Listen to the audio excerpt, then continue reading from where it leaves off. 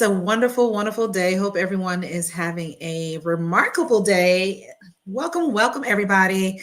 Thank you all for joining. I'm really looking forward to our Breaking Boundaries podcast episode this week. It is incredibly a game changer. You do not want to be enjoying this all by yourself. So feel free to grab a few of your friends, your peers, because listen, we're about to unfold together the 10 secrets to avoiding job interview ghosting. Now, I hear from you all, and I'm super excited that you are now taking the time on your day and trying to understand. So, welcome back, everyone. I want to be able to discuss the challenges that you face in your professional journey and how it is remarkably is very frustrating. And trust me, you're not alone. I speak to high performers all the time. I want to walk you through on some of these challenges that you're potentially facing and how to provide actionable strategies to overcome them. So I am Ruth McCrackin. For those who are coming in for the first time and wondering who this remarkable light beam in my news feed, because I'm pretty much streaming it on multiple platforms.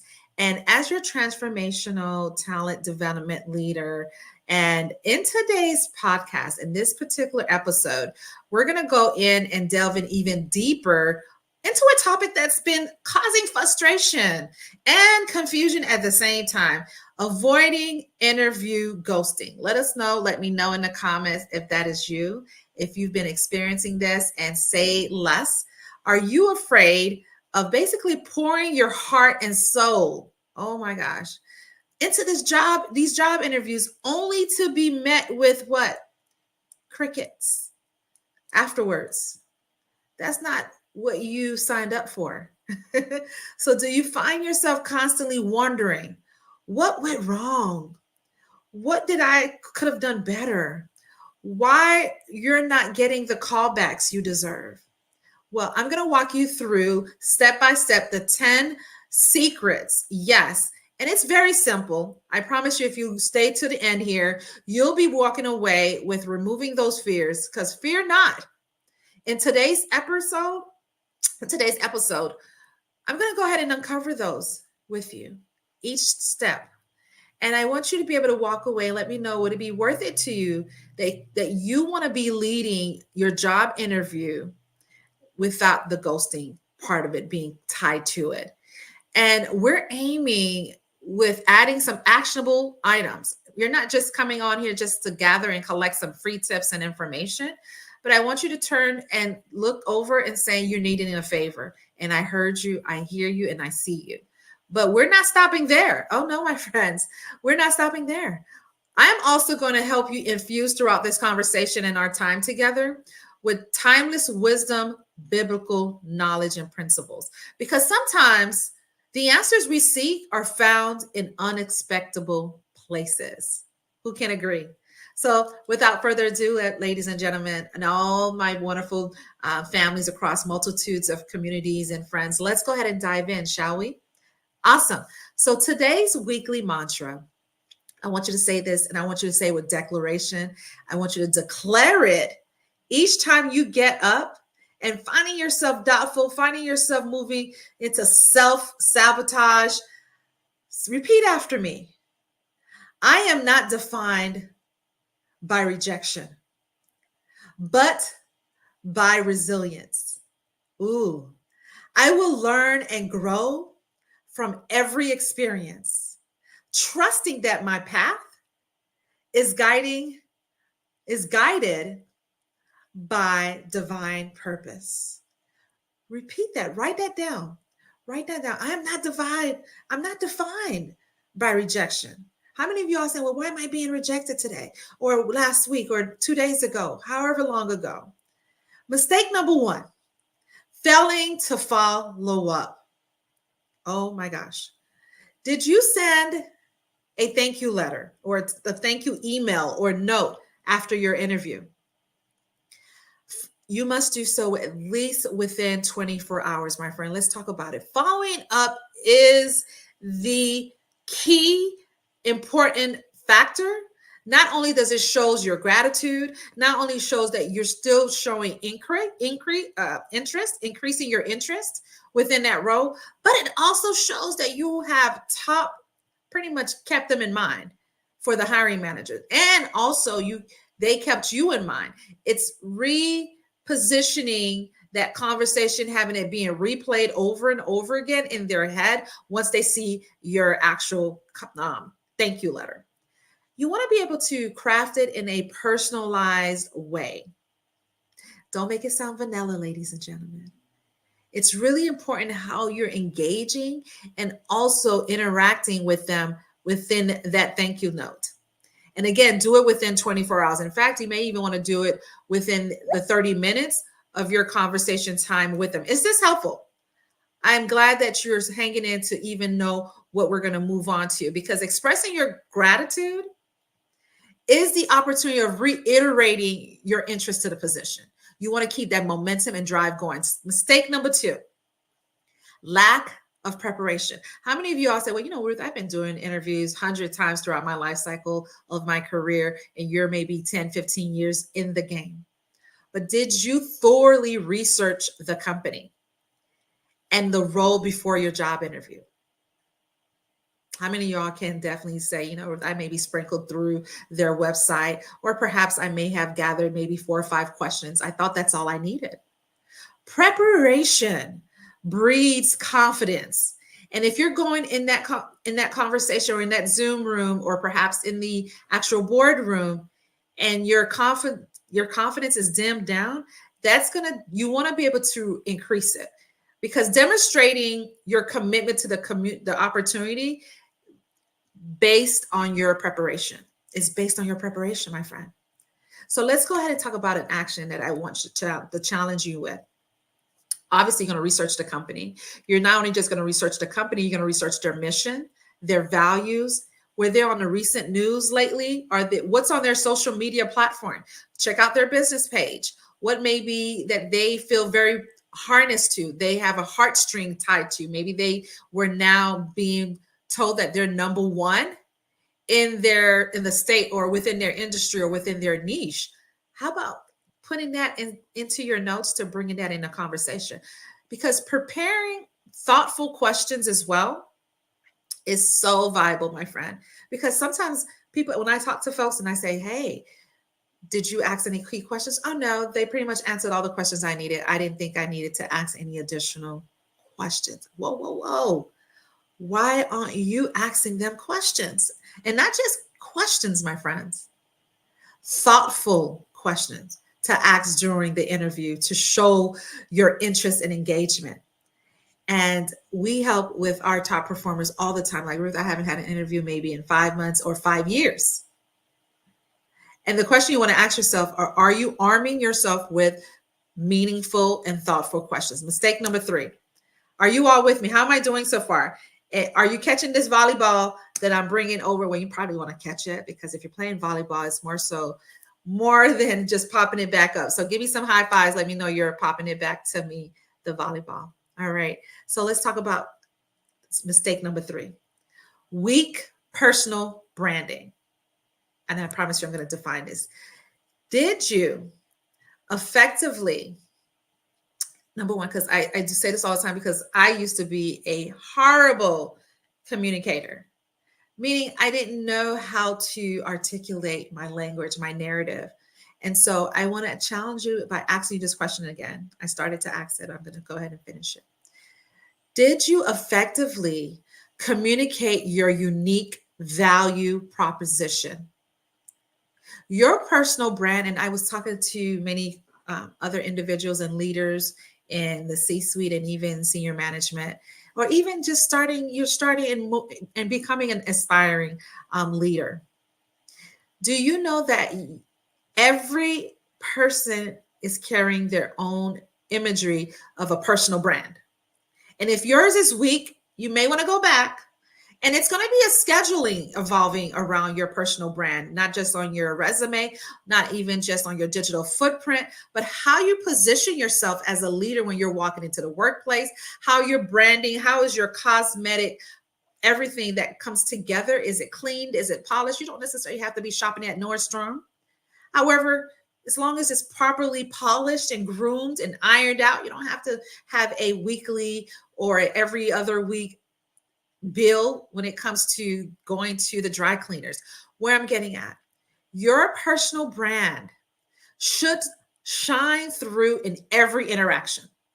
For example, develop a compelling elevator pitch. I often find that folks always open up the line when people ask them, what is it that you do? Who do you, what is it that you do? Or who do you help? They immediately say, oh, I am, like for me, I would say, I am an HR tech leader, or I'm an HR systems leader, or I am a talent development leader. You're giving them a glimpse and assuming.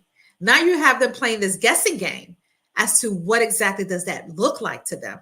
Whereas you want to be able to create and reframe by moving from title to elevating a pitch that definitely is very crystal clear and showcasing your skills, your work experiences, and what sets you apart from other leaders that are going for that targeted role. How many of you all are going to take action and do that ASAP the moment you get off? You may even want to pause it and do that now and actually write it. Make it be about 6 seconds. It doesn't have to be 2, 3, 4, 5 minutes, 6 seconds with 2 to 3 sentences. Very key in highlighting what I just shared. Now, mistake number 4, neglecting to network. Now, I speak to, I don't know about you all. You probably thinking, how are you an introvert, Ruth? I am a part introvert. I am, believe it or not. In fact, networking was something that I definitely hid behind the shadow for a very long time. How many of you all can say the same? Me going out to just cold pitch to people that don't know me from Eve.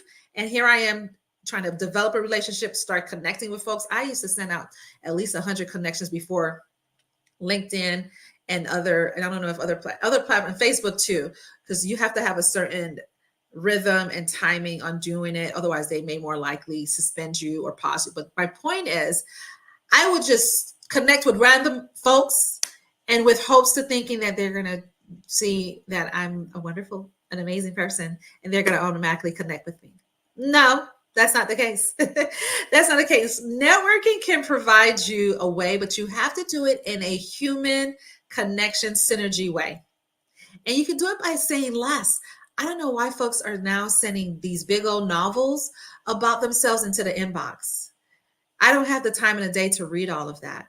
You want to compound, you want to go ahead and compress it, use these AI tools, and then personalize it afterwards. Okay. And I want you to reach out, start reaching out to connections, maybe some peers who work at the same company that you work or maybe want to work for. And are you familiar with the industry? Or maybe once you go ahead and extend an olive branch and say, hey, I would love to do some e-coffee with you. Or perhaps I would love to meet offline if they're local and they're within means of wanting to travel with you or travel to meet up with you, right? And I want you to be able to do that because it's not only going to increase your self-esteem and your confidence, it's going to give you the opportunity to practice more in communicating outside of self. Now you're not just self-researching, but you're co-creating with others who have the desire to help and serve what you're looking to also land, maybe perhaps as your next higher position, or maybe perhaps you're just looking to develop your communication patterns to seal the deal. So when the moment you're answering these questions, you don't sound as though you're incompetent, or you don't sound as though you don't have that esteem or that confidence to back every single word and pause after every single period. Let me know if you're going to go ahead and take action and start giving yourself grace and opportunity to do that right away. All right, let's go on in. How is this going so far? Because I really want you to chime in these 10 secrets. If you're just coming in and you're wondering, what am I speaking about? I'm letting you know, I'm unfolding, I'm removing the veil so you can walk away knowing what the 10 mistakes, the 10 secrets that you're going to walk away to avoid today, because it matters to me that you're not looking to position yourself on getting ghosting again. Because these 10 secrets to avoiding job interview ghosting is going to transform how you evaluate the next time you start planning and preparing for your next ideal job interview. Your time is valuable as well as the interviewer. And so you want to take that extra 30 minutes, hour, even a couple of hours to fully dive in and understanding why am I even involving myself into this job interview. All right, so let's go ahead, and since we're halfway through here, mistake number 5, overlooking culture fit. Some of you all just apply, spraying and praying that you will eventually maybe adapt and adjust and get involved with a culture that may not even align with you. Find yourself 3 months later, either getting fired or laid off, heaven forbid, you just not even giving them a 2-week notice, you automatically jump ship. Did you assess whether your values align with that company before you signed off on that job offer? Culture fit is crucial. How many of you all can agree? It's crucial not only for short term, but most importantly, long-term success and mutual satisfaction. And in order for you to develop this in a way where you are not finding yourself stumbling in this area or casually reviewing and researching these companies, I want you to reflect on your own values and preferences. Maybe you perhaps like a laid back environment. Maybe perhaps you're more the type that loves that formal environment where everyone is speaking very prestige and they're all part of the Wall Street club or the big boys clubs or the big girls club. Maybe that's you. That's okay. Everybody has a unique type of culture that they want to be part of. Maybe you want to be part of the Karen's community where you're micromanaging and having to pull someone every time. Instead of building them up, you're building them down. If that's you, go for it. I know for sure if you don't take the time to do your culture fit evaluation, you're setting yourself more likely to fail. So how many of you are going to be more intentional and be more mindful of how to fully evolve in this area? Mistake number 6. I'm excited for you all because this is the part that a lot of people think, well, I'm on the phone, Ruth. Mistake number 6 does play a role. Let me know really quick if you do disagree or even agree. Mistake number 6, poor body language. Just because you're on the phone with someone, you don't think they can kind of sense your body language? We have 6 senses. In fact, I think we have more, but that's a whole different tea party. Did you exude confidence and professionalism in the job interview? Or did you just kind of went in as though you were talking to your friend? Now, don't get me wrong. There's a tone, a friendlier, very charismatic tone that needs to be involved. However, your body language speaks volumes and can influence perceptions. So even while I may be streaming this, and a lot of you all are going to be doing it through audio, I'm very expressive when it comes to my hands, how I'm posturing myself. So the delivery of my volume of how I'm speaking and engaging is very clear. Practice good posturing. Your posture matters. If you're all slumped, it's going to sound as though you're talking through a tunnel sometimes. I'm going to try it with you right now. If I'm stuck down like this, can you hear me properly? I feel so awkward trying to do it in front of you all. And it's not going to come out correct is what I'm getting at. You're going to find yourself tongue-tied or barely breathing because your posture is being manipulated or is not taking effect. So maintain eye contact as well. Even while you're on the phone, you want to envision, maybe closing your eyes and looking at yourself, envisioning that you're talking to whomever you're talking to over the phone, or if you're on a visual desktop or a laptop or whatever digital device, be attentive. Even if you're looking at your notes, keep giving yourself predominantly eye contact and use confident gestures to convey not just your professionalism, but also how you're engaging and how you're being part of the conversation, how harmonizing you are. Are you all in the same tempo, in the same rhythm? Now, let's talk about mistake number 7, because this is one that I think a lot of us as leaders tend to ignore it. I do believe that. Did you overlook? First of all, let me tell you what the mistake is first. Ignoring red flags. Ignoring red flags. Even ignoring the elephant in the room. Why? Why are you doing that? Did you basically overlook any warning signs during the interview process? For example, if you're talking to a recruiter, they were all very excited and very into your conversation. They love how you maybe share some of the impacts and the transformation that you've done within your current role or previous positions. Trust your instincts though. If you find that their whole tone just changed, and address any concerns proactively. Find out if once you answer the question and they may have said, or they may have created some sort of sound or maybe gave you a feedback or a comment. As for example, if I was to say, you shared a story and I come back and say, well, you see, I don't know.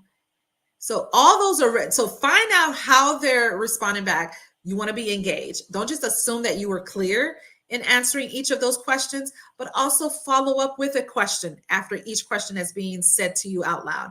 Let me know if this is clear. Is it showing presentation mode right now? Is it presenting itself as being clear and targeting the areas that you're wanting to avoid and eliminate going forward? And I want you to take notes also, because I'm a huge person taking notes. I believe taking notes is very viable. Take notes of any inconsistencies or negative cues. And I shared some earlier. If you're just jumping in, you may want to go back it up a little bit and go back and see what certain cues may be. And seek clarification or additional information to resolve the doubt within the session.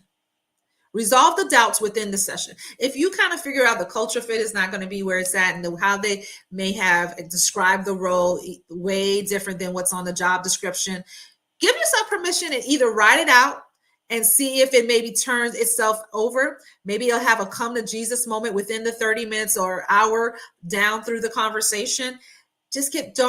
But again, don't ignore the flags. Please identify those flags, those red flags. Mistake number 8, not demonstrating fit. So not demonstrating fit, what does that mean? Do you showcase how your skills and experiences will basically align with that particular role's requirement? Because see, let me tell you the truth. To be honest with you, employers are losing trust. And if you want to earn their trust, you want to earn their trust what? Quickly. You want to do so very quickly because employers want to see tangible evidence, whether or not if you're a fit for the position and most importantly for the company's culture. So for example, I want you to take this action. Provide specific examples from your past experiences and start to demonstrate your ability to excel in the particular similar role that you're applying for or situation. Always bridge in what makes you unique. In doing so is by adding your work experience and including that particular job role description and make it be married together as one. Let's move on as we're wrapping up. And I want for you all to continue staying towards the end. I promise you it will pay itself out, because if you're finding yourself always being ghosting, you're going to want to know what the remaining 2 is. Is that all right? So let's go ahead. I want you to be able to understand mistake number 9, lack of authenticity. Listen, I speak to thousands of people a year and indirectly has helped 10,000s. And so the question you want to ask yourself is, yes, be creative, be very creative in a very holistic way. However, did you stay true to yourself and your values during the interview? Do you know that people can tend to sense? They don't have to be your childhood friend or your partner to understand authenticity, because authenticity builds trust. And not only it builds trust, it fosters genuine connections, a synergy between you and that hiring manager or that potential peer who maybe is now put in the front line to see whether or not if you can work with them, if you can be part of their team. You'll be surprised. And so I want you to be honest and genuine in your responses, avoiding the temptation to exaggerate or fabricate information just to what? Impress. And I know we live in a very interesting time. It's always an interesting time. It's always, I'm over 40 and it's always been an interesting time in my 20s and in my 30s. It's always going to be interesting. The question you want to ask yourself is, how are you giving yourself the grace to advance and develop? If you're underdeveloped in these areas, I highly recommend you to get with a mentor, get with a coach, get with someone who's maybe 10 steps ahead of you. Now, I want you to really go back, actually, so you can develop these skills of areas that you may find yourself struggling with, so you don't get ghosted anymore after job interviews, because your time within those conversations, you don't get them back. However, my friend, you can go back and reflect. You can go back and do some self reflection and lesson learns. What did I learn from this experience? What could I have done better? Who do I need to become in order to gain the results and the outcome that I'm looking to walk away from within those engagements? Now, finally, I do believe in this, and many leaders are going to say, yes, yes, yes, Ruth, on this. However, are you doing it? Mistake number 10, forgetting to follow through. Oh my gosh. Did you close the interview with clear next steps and commitment to follow up? Or did you just leave it to them to say, oh, we'll get back with you in the next 1 or 2 weeks, or maybe perhaps 4 weeks, depending on what level this position is maybe weighing upon? It is so important. It's so important to be able to be crystal clear on what the next steps is, and not so much more. I even talk about what ways you would know how to even get on their calendar without having to pass the baton and waiting on them to let you know when would be appropriate for you to get on the calendar of the next interviewer. Is this helpful? Let me know how we're pretty much marching together in the same beat here. I know you probably feel like, Ruth, you're slapping me off from left to right on my back, letting me know that you need to go ahead and cough up all those mistakes that you did in the past, so you can definitely be able to know that I deserve better. I deserve more. And I want you to know that you deserve better and you deserve more. And guess what? You can get all of that with what you have right now, because you are enough right now. Yes and yes. So I want you to be able to take action by doing this. Express your gratitude for the opportunity, reiterate your interest in the role, and inquire about the next steps and timeline for decision making. Now, don't sound desperate or too pushy. With follow throughs, I say about 1 or 2, and put a gap in between, maybe 3 to 4 days in between each follow up, each follow through.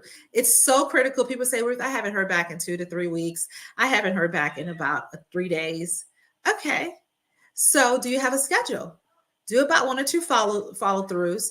And so you can actually be part of that experience and that engagement. The more likely to get a feedback or a reply back as to where they're at or where do you stand in the process. So I just unfold quite a bit of this 10 mistakes here in the Breaking Boundaries episode this week.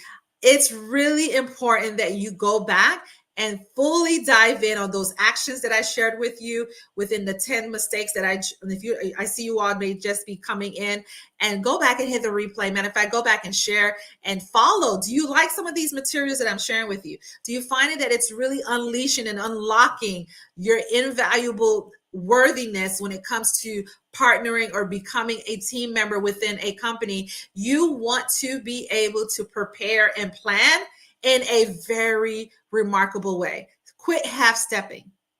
Quit being underdeveloped. It's time for you to stop. Just quit. Just quit being. It's time for you to be uncomfortable.